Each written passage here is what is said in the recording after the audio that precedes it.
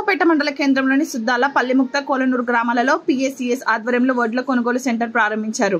ముఖ్య అతిథిగా Konaraopet market committee chairman కచ్చకాయల Ellaiah గారు ప్రారంభించారు. మధ్య దళారులను నమ్మకుండా నేరుగా కొనుగోలు కేంద్రాలను విక్రయించాలని తెలిపారు.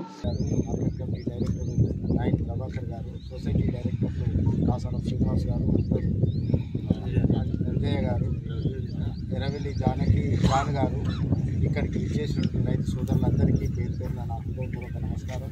ఈరోజు కొనుగోలు కేంద్రాన్ని ఏర్పాటు చేసుకోవడం చాలా సంతోషకరమైన విషయం.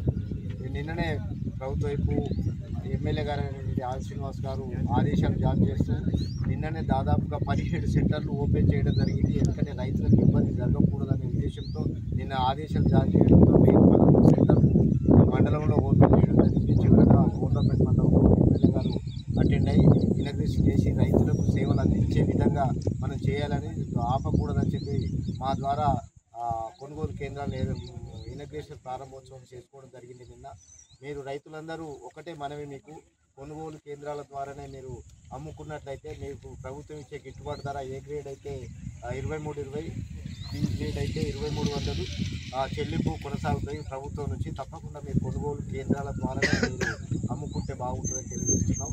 మధ్యవర్తులు దళారులను మోసపోవద్దు, నమ్మి రైస్ మిల్లర్లకు కానీ అక్కడిక్కడ ఇచ్చి మీరు మోసపోకండి. ఏదైనా సమస్యలు మా దృష్టికి తీసుకొస్తే తప్పకుండా పరిష్కరించే విధంగా మేము ప్రభుత్వం ఇప్పుడు ఆదిశరణ గారు కూడా అనేక సంక్షేమ పథకాలు, అభివృద్ధి పథకాలు చేస్తూ ముందుకు నడుపుతున్నటువంటి వారు.